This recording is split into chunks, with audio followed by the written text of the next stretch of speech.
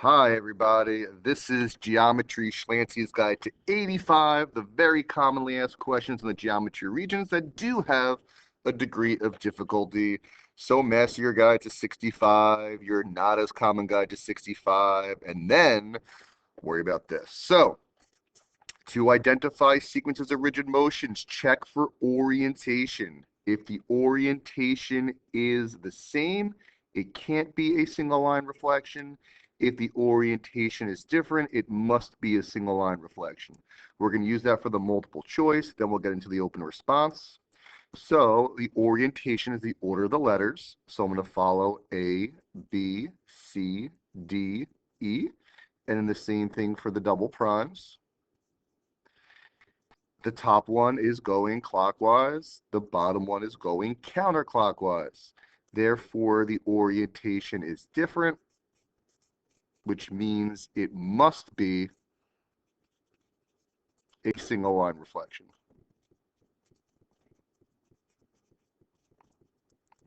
So now I look at the choices, and I'm looking for a single line reflection.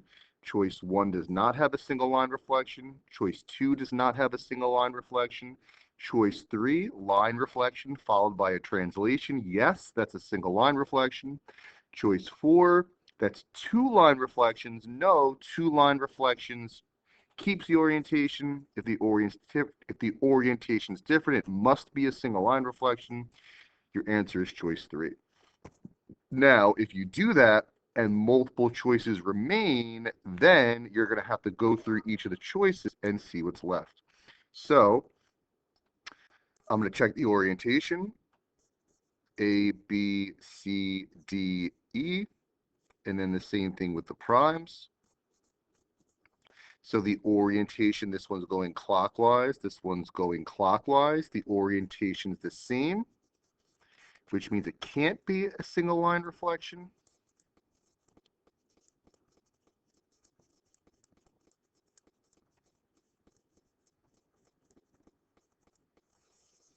So choice 1 is a single line reflection. So that's out. Choice 2 does not have a single line reflection. Choice 3 does not have a single line reflection. It's a double.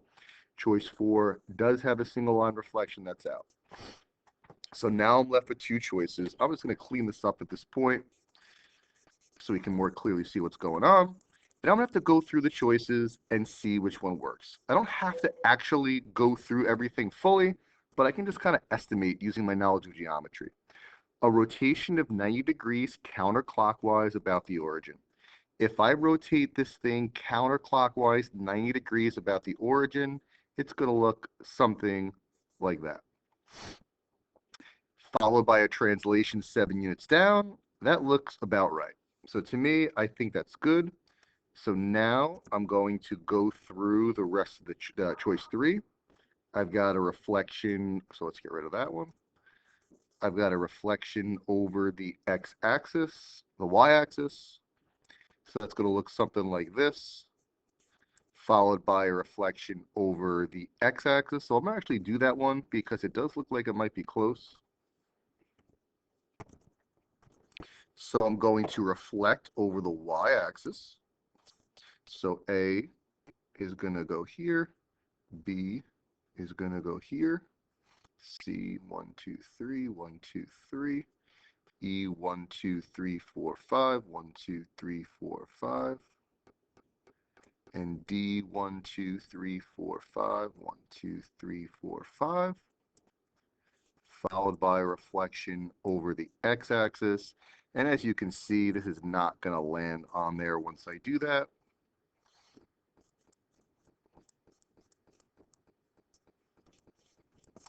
It's going to end up looking something like that. Therefore, that's not the correct answer, and it was choice 2. So if you go through and you eliminate your choices and there's still 2 that remain, you have to go through the choices and see what works. And again, you don't have to fully do it. You can kind of estimate it using your knowledge of geometry. Now, that's if it's multiple choice. I think most students find the open response a little bit easier, but for open response, it's either going to be a reflection and a translation or a rotation and a translation. And to determine which one it is, again, we're going to check the orientation. A, B, C, A, B, C double prime. This one is going clockwise. This one's going counterclockwise. The orientation is different, so it must be a reflection. So I'm going to use a little bit of geometric common sense as far as which axis to reflect over. Since this flat piece is on top, I'm going to have to reflect over the y, because if I reflected over the x, that flat piece would be on the bottom, and I want it to still be on the top. So it's going to be a reflection over the y-axis,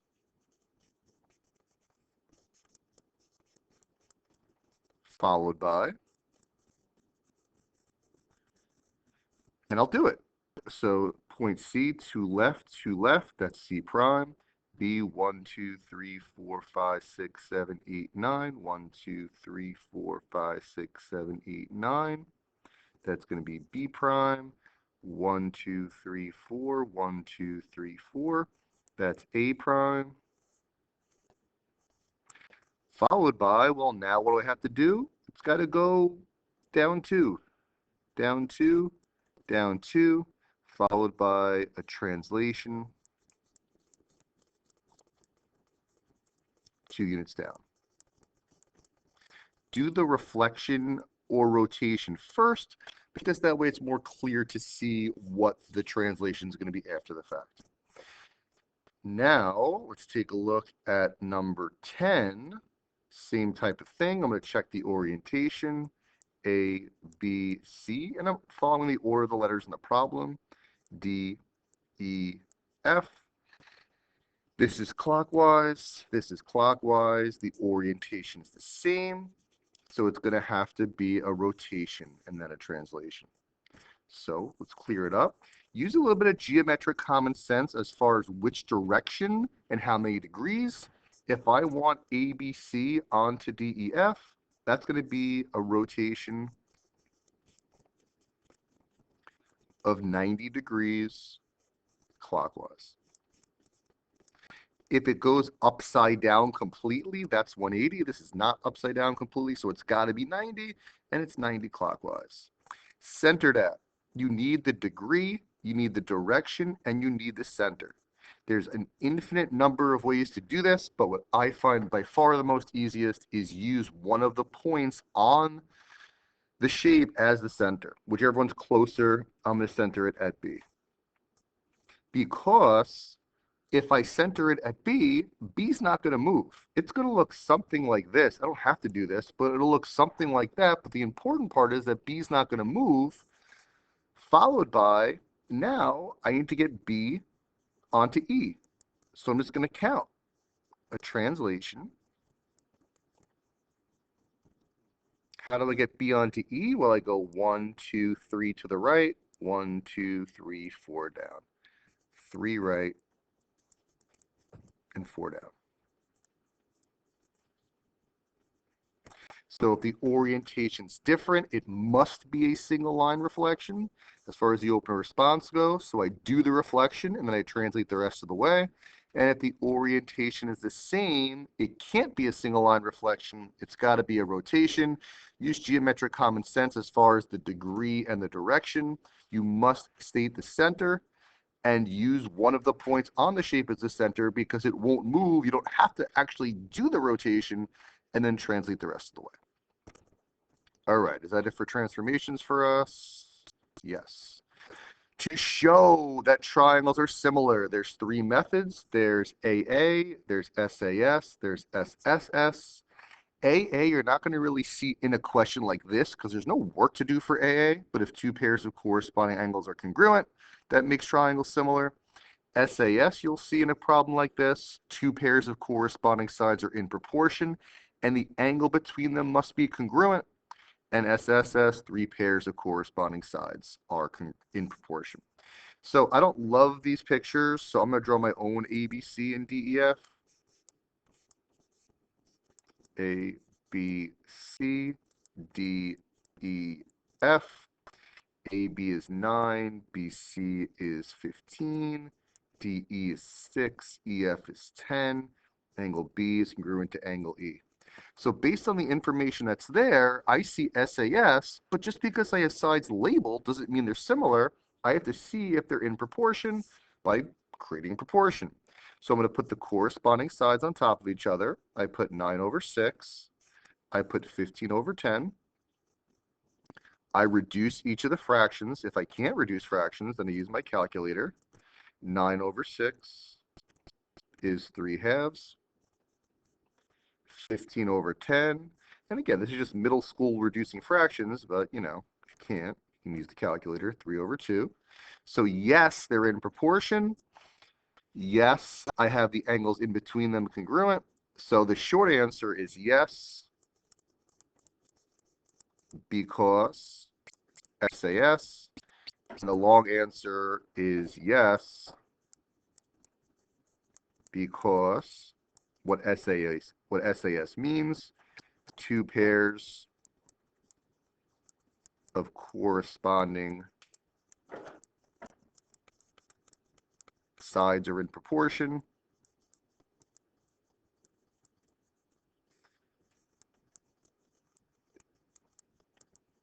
And the angle between them is congruent.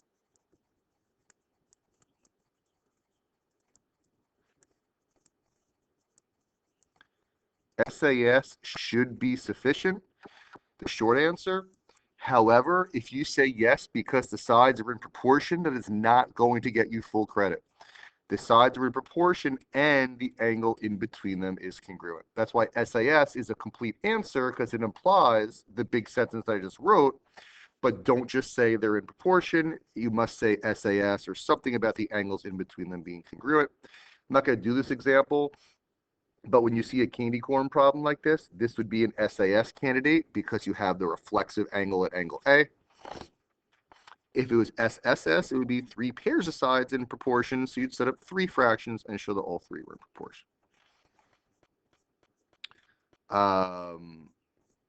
All right, here we go. Modeling volume.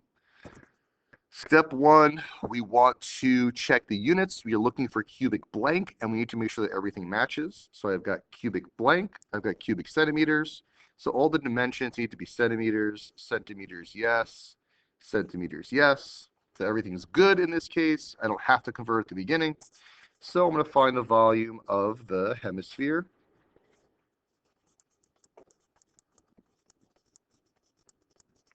And the cone. So I can go to my enhanced reference sheet, which we talked about, and which I created, and I have built my formulas already. So I have 1/2, 4/3 pi r cubed for the hemisphere, and I have 1/3 pi r squared h for the cone. The radius is half of that diameter, which is 4.15. Use a calculator if you need to. And the cone is 1/3 pi 4.15 squared times the height is 10.2. Wrong tab, right tab. So I've got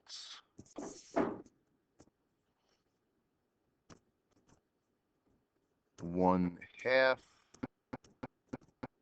4/3 pi 4.15 cubed.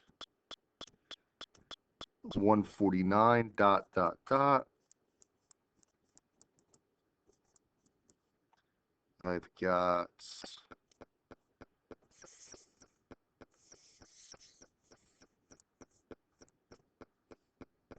1/3 pi 4.15 squared, 10.2, 183 dot dot dot. And since this thing is made up of both of those shapes, I add them together. So I can copy and paste the 149 plus the 183 is 333 dot dot dot cubic centimeters. So now I'm going to start my dimensional analysis. I have cubic centimeters. Ultimately, I want cost, so I do times, and I'm looking for cubic centimeters. There it is. So cubic centimeters goes to the bottom. I'm changing cubic centimeters to grams. 0.697 grams, so 0.697 goes with a G per 1 cubic centimeter. If it doesn't specify, if it says per, it means per 1. Cubic centimeters are gone. Now I'm looking for grams. I'm not seeing grams. I'm seeing kilogram. Well, a kilogram is 1,000 grams. So I cross out kilogram and write 1,000 grams. So there it is. I'm changing grams to money. So grams goes on bottom, money goes on top. 383 goes with the money, and 1,000 goes with the grams. Grams are gone. I have cost. I want cost. Great. Is there a quantity or a percent? Yes, there's 50 of them. So I just do times 50. I go to my calculator and I copy and paste. I'll do my alpha x for my fraction. My 333 ... is on top. My 0.697 is on top. My 3.83 is on top. My 50 is on top. My 1,000 is on bottom. We're talking about money. If it doesn't specify otherwise, near a cent, 2 decimal places, that's 44, 53, and that's my answer.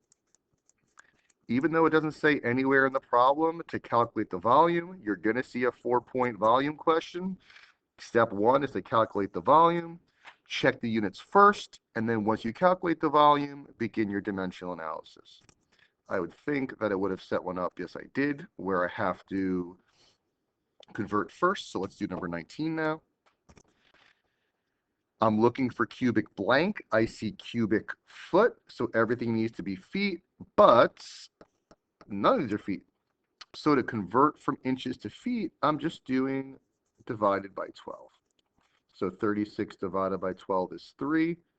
4 divided by 12. You can leave it as 4 over 12. If this calculation is confusing to you, you can use the calculator as well. It's 1/3.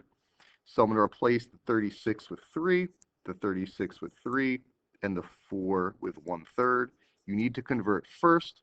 Again, you're looking for cubic blank. Since it says cubic foot, everything needs to be feet. Now, like we did in the previous page, the next step is to find the volume. This is a rectangular prism, so I do length times width times height. And again, I built all of this already. If you don't have your formulas, you're going to have a bad day. 3 times 3 times 1/3. I can go to my calculator, and I've got 3 times 3 times 1/3. I believe that should be 3, which it is, cubic feet. Now that I have my 3 cubic feet, I do my dimensional analysis with that. I want cost again, so I'm looking for cubic feet, and here it is. Cubic foot is becoming money, so it's 325 for 1 cubic foot. Cubic feet are gone. I have cost. I want cost, so there's nothing more to do. I do look for a quantity or a percent. There's 2 of them, so I do times 2. I go to my calculator. Alpha x, 3 is on top. 325 is on top. 2 is on top. Nothing's on bottom, so I put 1. We're talking about money, so 2 decimal places. So 19.5 is 1950. You're going to have to find volume whenever they talk about cost or weight or mass or whatever. Step 1 is to find the volume. Check the units first. Cubic foot, they weren't in feet, so I had to convert by dividing by 12.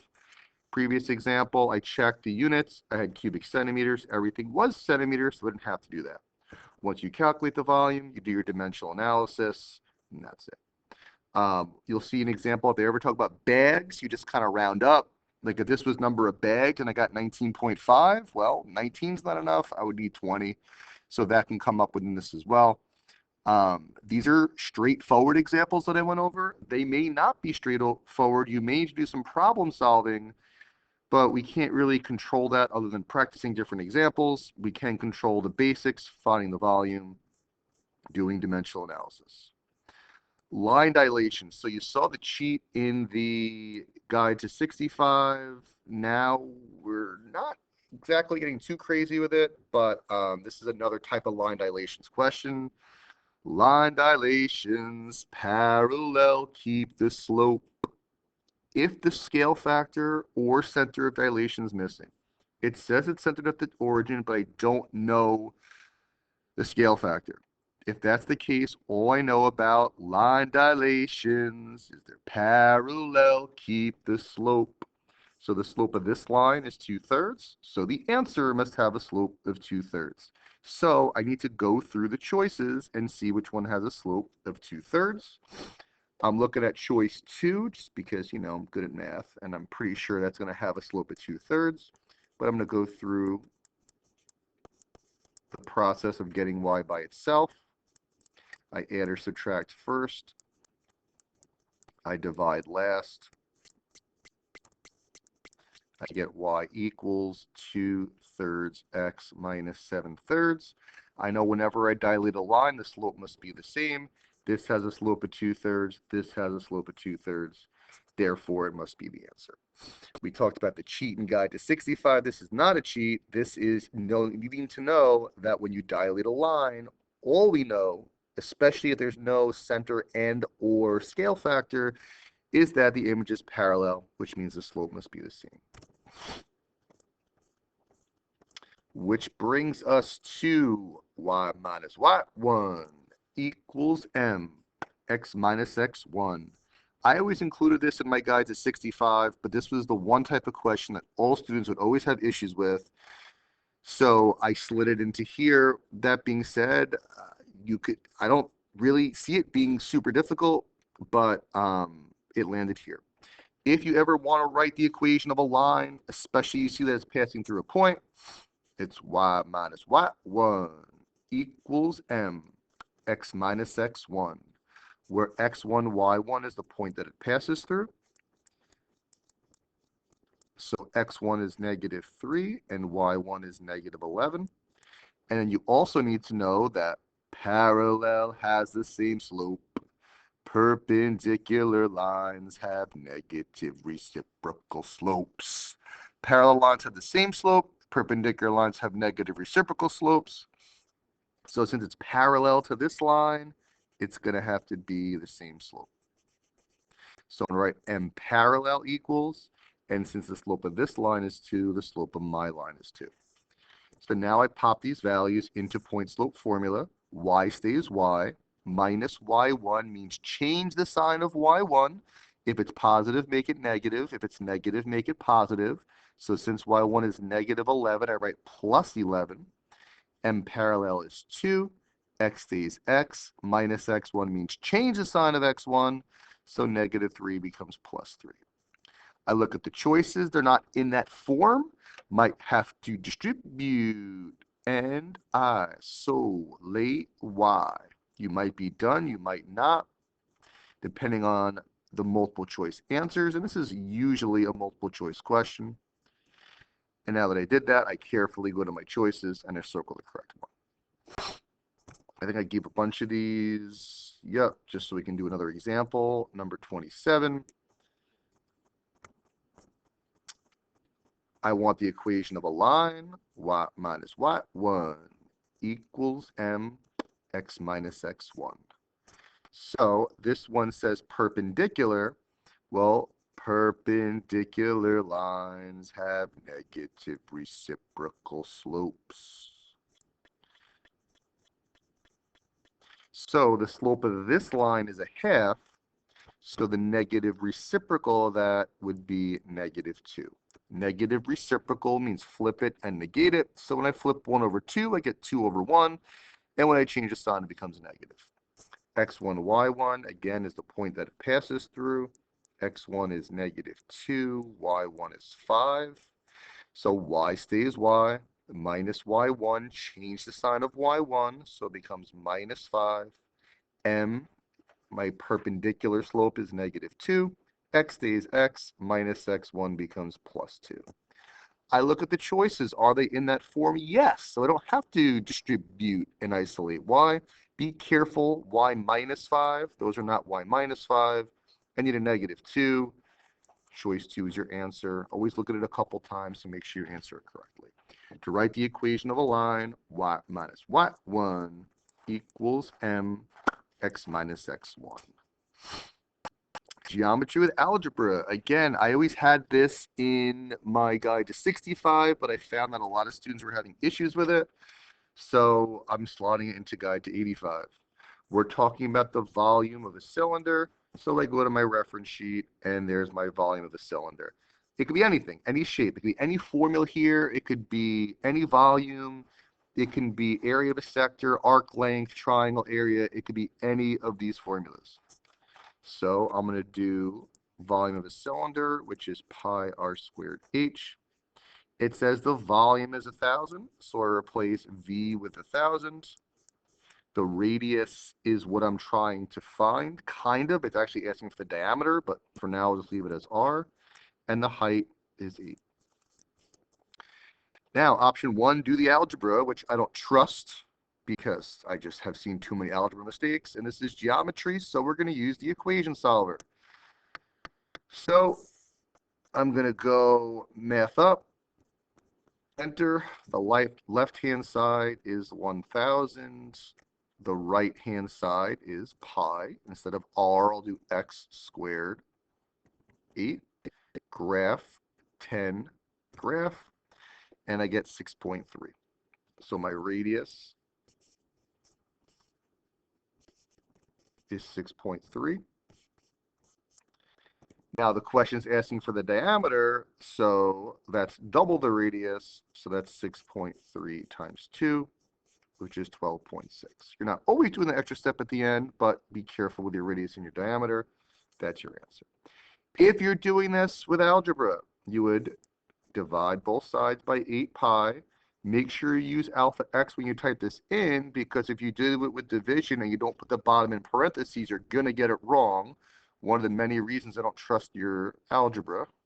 Yes, I'm talking to everybody. 39 dot dot dot equals r squared. And then when I take the square root of that, second radical, that's where my 6.3 comes from. But for each equation, the algebra can be different. For sphere, you have cubes, so you have to take the cubed root. You could have fractions. It can get messy. Don't get it messy. Once you have your equation set up, just use your equation solver to get the answer. And then be careful what it's asking for. And again, this can be any formula. It could be any volume. Number 32 is area of a sector. So just write down the appropriate formula, which you built. If you don't have your formulas, well, then you're not getting 85. So this probably isn't the video for you. You need to know your formulas, so make sure you build your formulas. This brings us to our parallelogram properties, more specifically, how to prove a rectangle and a rhombus.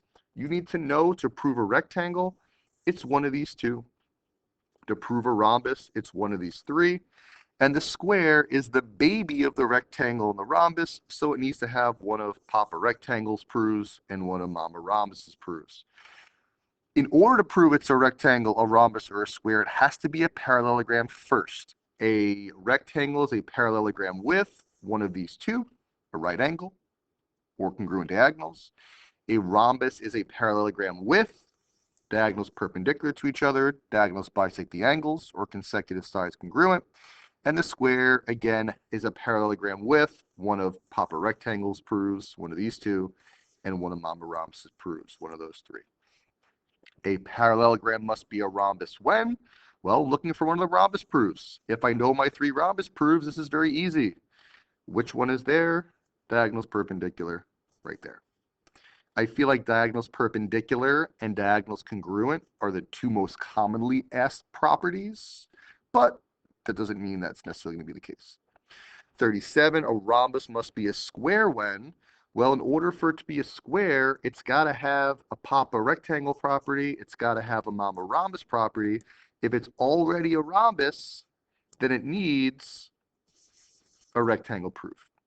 So I'm looking for a rectangle proof. I'm looking for a right angle or congruent diagonals. And there's my answer right there. You need to really understand all these properties and how they relate to each other. But at the end of the day, to prove a rectangle, it's a parallelogram with one of these two. A rhombus is a parallelogram with one of these three. And then a square must have one of papa rectangles and one of mama rhombuses. So these are questions with literally with words. And then we can do ones where there's actual shapes involved. Number 40, it wants me to prove that ABCD is a rhombus. So I'm going to draw a rhombus ABCD. And it needs to, the answer is going to be one of these three. It's going to be diagonals perpendicular, diagonals bisect the angles, or consecutive sides are congruent. So I go through the choices and I see which of them is one of those three. Angle ABC is congruent to angle CDA. That's one pair of opposite angles congruent. That doesn't prove anything. Goodbye. AC is congruent to BD. Those are diagonals, but this is saying that diagonals are congruent.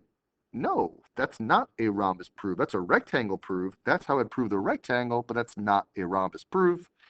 Choice 3, AC is perpendicular to BD. Well, that's my diagonals perpendicular to each other. Yes, that is one of my rhombus proofs. Again, that's the most common one that's asked. It's right here. So yes, that is the answer. And if I wanted to go through choice 4, which makes 0 sense, AB is perpendicular to CD. No, those are not perpendicular. They're parallel, which wouldn't prove anything anyway. Your answer is choice 3. So it's really just knowing this. The 5 ways to prove the parallelogram can come up as well. That comes up more so in proofs. But the more commonly asked guide to 85 thing is proving the rectangle and the rhombus.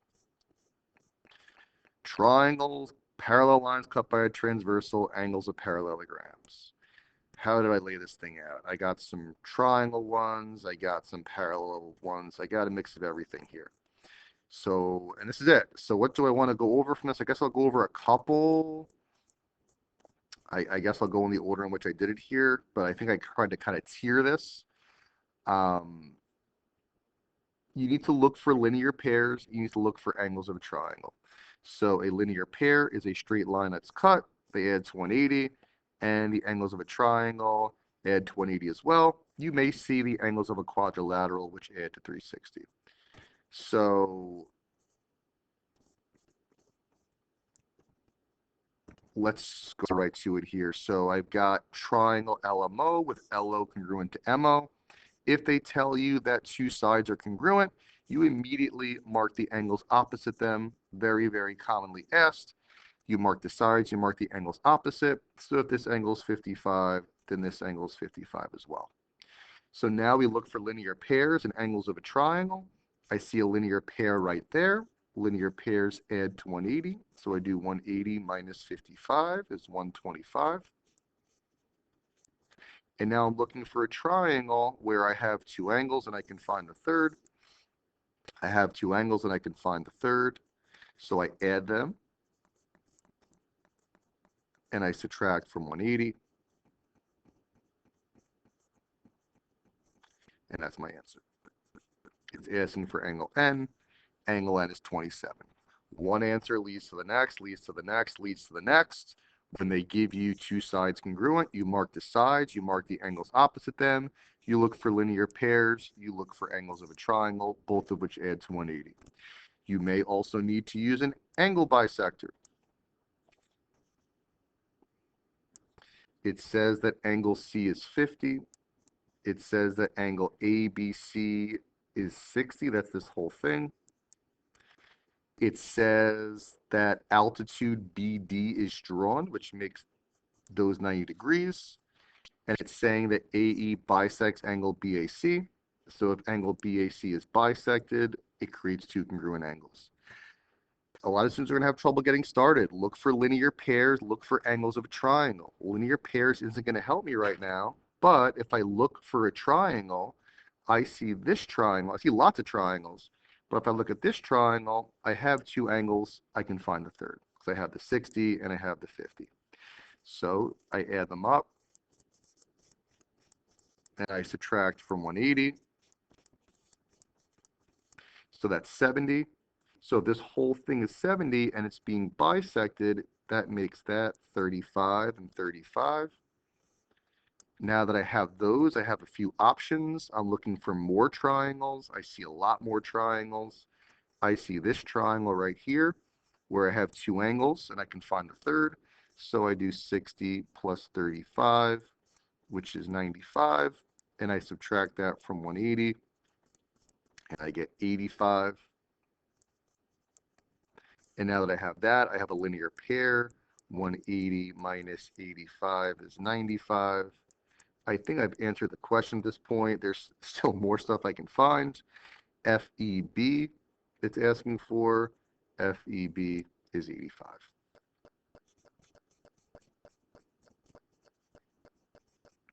So what was different for this one is an angle bisector. An angle bisector divides an angle into two congruent angles. So once I found that big angle was 70, I cut it in half. Yeah, I guess I'm going through a little bit of everything here. Oh, no, that's what I did. That's the whole point, to go through a little bit of everything. Then I have an additional example afterwards. 47, again, it's the same thing, but now I have parallel. When you see parallel, it's all about this picture and follow the transversal. So let's try to make it a little bit bigger. I got FAB is 48. I've got ECB is 18. And I've got my parallel lines. And it's all about the transversal. So where's my transversal? What line is hitting those two blue lines? This one. So this is 48, this is 48, and when I follow the transversal, it hits the other parallel line at H. So this is 48, and this is 48 as well. I can use my linear pairs, but I really just care about being inside the triangle. Now I'm inside the triangle, so I've got two angles of the triangle. So I add them and subtract from 180. 48 plus 18 is 66. 180 minus 66 is 114. Now I have a linear pair. 180 minus 114 is 66. Those of you who are really smart are saying, I could have used exterior angle theorem. Well, yeah, you could have. Congratulations. Angle ABC is 66. So when you have parallel, it's all about the transversal. Follow the transversal. It hits at A and H. So if I have a 48 at A, I have a 48 at H as well. And inside the triangle is really all that I care about. Finally, yep, parallelogram. A parallelogram, I'm doing the same thing, but there's a few things that we know about the parallelogram. One is that opposite angles are congruent. Two is that consecutive angles are supplementary. And three, since opposite sides are parallel, I have my parallel lines cut by a transversal. I have my alternate interior angles. So I've got angle D is 112. I've got CE congruent to BE. So whenever I mark that two sides are congruent, I always immediately mark the angles opposite them. And now I get to work. It says that it's a parallelogram, so opposite angles of the parallelogram are congruent. So that must be 112. Now I have my linear pair. 180 minus 112 is 68. If this is 68, I already marked those are the same, so that's 68 as well. And now I have the angles of a triangle, two angles of a triangle. So I can add them up and subtract from 180. And angle E is 44. So there's a lot of little pieces to this, which is why I modeled all those little pieces. And then the following examples are pretty much the same thing. The only little thing that you're going to see different in number 49, I'm not going to do the whole problem for you, but if AB is congruent to CB and those are equal, well, I have a triangle. I don't have two sides and want to, or two angles and want to find the third. I have one angle, but since those are the same, I can subtract and then divide by 2. to come up with each of those. So I didn't do that exact thing in the previous examples, but if you have a triangle where two angles are the same, but you don't have those angles, you could subtract the one angle that you have and then divide it by 2. So, real quick run through of everything we just spoke about. To identify sequences of rigid motions, check the orientation. Same can't be a single line reflection. Different must be a single line reflection. So cross out the choices that don't give you what you want. If there's multiple choices remaining, you have to just go through the choices and see which one works. You don't have to precisely do it, but you have to at least do it roughly. Open response, if the orientation is different, again, it must be a single line reflection, so do your line reflection first and then translate the rest of the way. And if the orientation is the same, rotate first and then translate the rest of the way. Center it at one of the points on the shape and make sure you include the degree and the direction.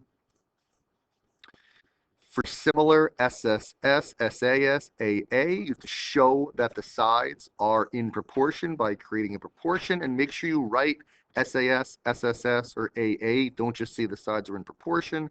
And for candy corn, you have SAS because of the reflexive angle. For the modeling volume, you're going to see that as a 4-point question. So find the volume, make sure your units match, and then do your dimensional analysis. If the units don't match, convert them. For line dilations, I know that the slopes must be the same because they must be parallel. So if the scale factor or center of dilation is missing, all I know is that the slopes are the same. Get y by itself, see which slopes are the same. Equation of a line, y minus y1 equals m, x minus x1, and parallel has the same slope, and perpendicular lines have negative reciprocal slopes. If they give you the volume, sub that into the left-hand side and use the equation solver. Parallelogram properties, to prove a rectangle, you must have one of the 2 rectangle proofs, a rhombus, one of the 3 rhombus proofs, and a square must have one of the Papa rectangles, one of Mama rhombuses, and that can apply to an actual shape or to just the words. And then linear pairs adds 180, angles of a triangle adds 180. 2 sides, opposite 2 angles are congruent. Angle bisector cuts an angle into 2 congruent angles. Parallel lines cut by a transversal follow the transversal, and a parallelogram, among other things, has opposite angles congruent. That's it. Kids are coming in. Practice or don't. The choice is yours. If you have any questions, you know where to find me. Goodbye.